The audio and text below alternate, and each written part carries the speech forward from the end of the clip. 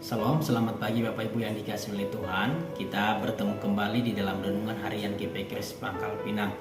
Mari kita siapkan hati kita untuk mendengarkan firman Tuhan. Dan sebelum itu mari kita berdoa. Bapa kami yang baik, Tuhan kami Yesus Kristus, terima kasih untuk anugerah Tuhan di dalam hidup kami. Di pagi hari ini kami akan bersekutu dengan Engkau lewat firman Tuhan. Tolong kami, mampukan kami untuk mengerti firman-Mu agar kami bisa melakukannya di dalam hidup kami hari lepas hari. Kami sudah siap mendengar firman Tuhan. Dalam nama Tuhan Yesus kami berdoa dan mengucap syukur. Amin. Firman Tuhan hari ini terambil dari 1 Korintus pasalnya yang ke-6 ayatnya ke-12 sampai ayatnya ke-20. Bunyinya demikian. Segala sesuatu halal bagiku, tetapi bukan semuanya berguna. Segala sesuatu halal bagiku, tetapi aku tidak membiarkan diriku diperhamba oleh suatu apapun. Makanan adalah untuk perut dan perut untuk makanan. Tetapi kedua-duanya akan dibinasakan Allah. Tetapi tubuh bukanlah untuk percabulan, melainkan untuk Tuhan, dan Tuhan untuk tubuh. Allah yang membangkitkan Tuhan akan membangkitkan kita juga oleh kuasa-Nya. Tidak tahukah kamu bahwa tubuhmu adalah anggota Kristus? Akan kuambilkah anggota Kristus untuk menyerahkannya kepada percabulan? Sekali-kali tidak. Atau tidak tahukah kamu bahwa siapa yang mengikatkan dirinya pada perempuan cabul menjadi satu tubuh dengan dia? Sebab demikianlah kata Nas, keduanya akan menjadi satu daging. Tetapi siapa yang mengikatkan dirinya pada Tuhan menjadi satu roh dengan dia. Jauhkanlah dirimu dari percabulan. Setiap dosa lain yang dilakukan manusia terjadi di luar dirinya. Tetapi orang yang melakukan percabulan berdosa terhadap dirinya sendiri. Atau tidak tahukah kamu bahwa tubuhmu adalah bait Roh Kudus yang diam di dalam kamu, Roh Kudus yang kamu peroleh dari Allah, dan bahwa kamu bukan milik kamu sendiri, sebab kamu telah dibeli dan harganya telah lunas dibayar. Karena itu muliakanlah Allah dengan tubuhmu. Saudara yang dikasihi oleh Tuhan, slogan yang biasanya disampaikan di zaman sekarang ini adalah lakukan apa saja yang menyenangkan hatimu, jangan pedulikan orang lain. Selama kamu tidak merugikan orang lain, lakukan saja apa yang kamu mau. Slogan ini memberi arti bahwa setiap orang bebas untuk meyakini apa saja dan melakukan apa saja sesuai dengan keyakinan itu. Slogan yang sama juga diserukan oleh jemaat di Korintus, yaitu segala sesuatu halal bagiku. Menurut mereka segala sesuatu diperbolehkan dan itu adalah urusan masing-masing individu. Tetapi pengertian mereka tentang kebebasan yang mereka pahami selama ini adalah salah. Mereka berpendapat bahwa ketika Yesus memerdekakan mereka dari dosa, maka mereka bebas melakukan dosa apapun termasuk dosa percabulan. Kebebasan dari hukum Taurat melalui karya penebusan Kristus telah menjadikan mereka bebas dari semua perintah. Mereka merasa benar-benar bebas melakukan apapun. Ada orang sadar kalau ia sedang melakukan dosa tetapi dia tidak mau bertobat. Tetapi ada juga yang melakukan dosa tetapi tidak merasa bersalah dan merasa hal itu wajar-wajar saja. Kira-kira begitulah keadaan jemaat di Korintus. Dosa percabulan bagi mereka bukan sebuah persoalan.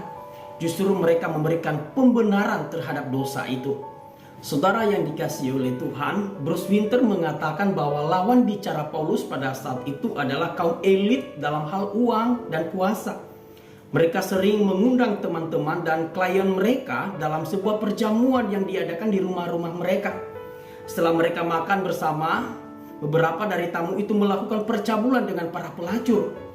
Menurut Winter, kelompok elit ini membenarkan dosa mereka dengan slogan segala sesuatu diperbolehkan. Konsep yang keliru tentang kebebasan di dalam Kristus ini diperparah dengan pengaruh salah satu filsafat Yunani kuno yang memandang rendah segala sesuatu yang sifatnya jasmania, yaitu dualistik Yunani, dan biasa disebut sebagai gnostik, di mana pandangan ini memisahkan dengan tegas roh atau jiwa dari tubuh manusia. Orang-orang pada zaman Paulus memberikan penekanan yang sangat besar pada roh daripada tubuh, karena mereka berpikir bahwa roh itu kekal, sedangkan tubuh itu fana.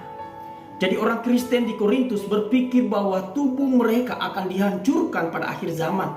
Sehingga mereka merasa percabulan tidak berkaitan dengan apa-apa dengan keadaan mereka pada akhir zaman.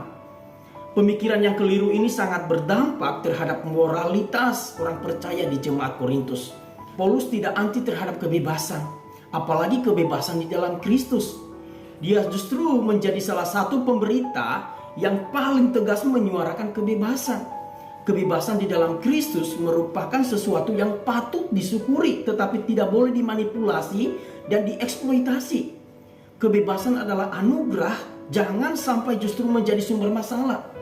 Paulus berkata, janganlah menggunakan kemerdekaan atau kebebasan itu untuk hidup di dalam dosa, tetapi mensyukurinya dengan hidup berkenan kepada Tuhan. Dari kekeliruan ini, Paulus mengingatkan orang percaya dengan tegas bahwa yang pertama, tubuh orang percaya adalah anggota tubuh Kristus. Di ayatnya ke-15, tidak tahukah kamu bahwa tubuhmu adalah anggota Kristus? Akan kuambilkah anggota Kristus untuk menyerahkannya kepada percabulan? Sekali-sekali tidak. Setiap orang percaya adalah anggota tubuh Kristus, karena orang percaya itu telah dipersatukan dengan Kristus melalui kematian dan kebangkitannya. Oleh sebab itu tubuh mereka tidak bisa diambil dari tubuh Kristus dan dibuat menjadi anggota pelacur dengan menyatukan tubuh mereka dengan tubuh pelacur itu. Tubuh orang percaya telah mengalami penyucian melalui darah kudus Kristus. Jadi ketika kita melakukan dosa dan kita menikmatinya, maka kita sedang mengotori anggota tubuh Kristus yang telah Ia bersihkan dengan darahnya. Yang kedua adalah tubuh orang percaya telah dipersatukan di dalam Kristus Yesus. Ayatnya ke-16 dan 17. Atau tidak tahukah kamu bahwa siapa yang mengikatkan dirinya pada perempuan cabul menjadi satu tubuh dengan dia? Sebab demikianlah kata Nas, keduanya akan menjadi satu daging. Tetapi siapa yang mengikatkan dirinya pada Tuhan menjadi satu roh dengan dia. Di sini Paulus menekankan bahwa hubungan antara orang percaya dengan Kristus mirip dengan ikatan seorang suami dengan istrinya, yaitu relasi yang mutual. Hubungan antara orang percaya dan Kristus adalah relasi yang eksklusif, yaitu tubuh orang percaya bagi Kristus saja, bukan untuk pelacur, dan Kristus bagi orang percaya. Jadi iman yang dimiliki oleh orang percaya menuntut pada kesetiaan dan kemurnian pada Kristus. Ketika orang percaya melakukan percabulan atau dosa yang lain, maka ia sedang tidak setia kepada Kristus. Oleh karena itu marilah kita mengingat hal ini dalam perjalanan hidup kita sebagai orang percaya, bahwa tubuh kita telah menjadi satu daging dengan Kristus, maka kita tidak boleh mengotorinya dengan dosa apapun. Yang ketiga, tubuh orang percaya adalah milik Allah. Ayatnya ke-19 dan 20. Atau tidak tahukah kamu bahwa tubuhmu adalah bait Roh Kudus yang diam di dalam kamu, Roh Kudus yang kamu peroleh dari Allah, dan bahwa kamu bukan milik kamu sendiri, sebab kamu telah dibeli dan harganya telah lunas dibayar. Karena itu muliakanlah Allah dengan tubuhmu. Orang percaya bukan lagi tuan atas dirinya, tetapi Kristuslah tuannya. Ia telah dibeli oleh Yesus Kristus dengan darahnya dan menjadi miliknya. Yang dulunya adalah hamba dosa, sekarang menjadi hamba kebenaran di dalam Kristus Yesus. Oleh sebab itu kebebasan yang diberikan oleh Tuhan Yesus bukan benar-benar bebas melakukan dosa, melainkan benar-benar bebas dari hukuman dosa.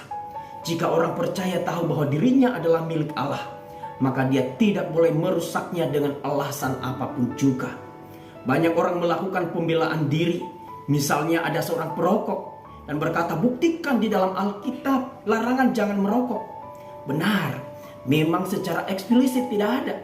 Tetapi dari ayat 19 sampai 20 menyiratkan hal yang merujuk kepada itu. Bahwa ketika kita tahu bahwa tubuh kita adalah milik Kristus, maka kita tidak boleh dengan sengaja menghancurkannya dengan merusak kesehatan kita. Melalui firman Tuhan hari ini mengingatkan kita bahwa kebebasan yang diberikan oleh Tuhan Yesus bukan kebebasan untuk melakukan apa yang menjadi kesukaan hati kita, melainkan apa yang menyukakan hati Tuhan. Kita ini adalah anggota tubuh Kristus. Kita telah menjadi satu atau dipersatukan di dalam Kristus, dan kita adalah milik Kristus sepenuhnya. Kiranya firman Tuhan ini menolong dan memberkati kita semua. Amin. Tuhan Yesus memberkati.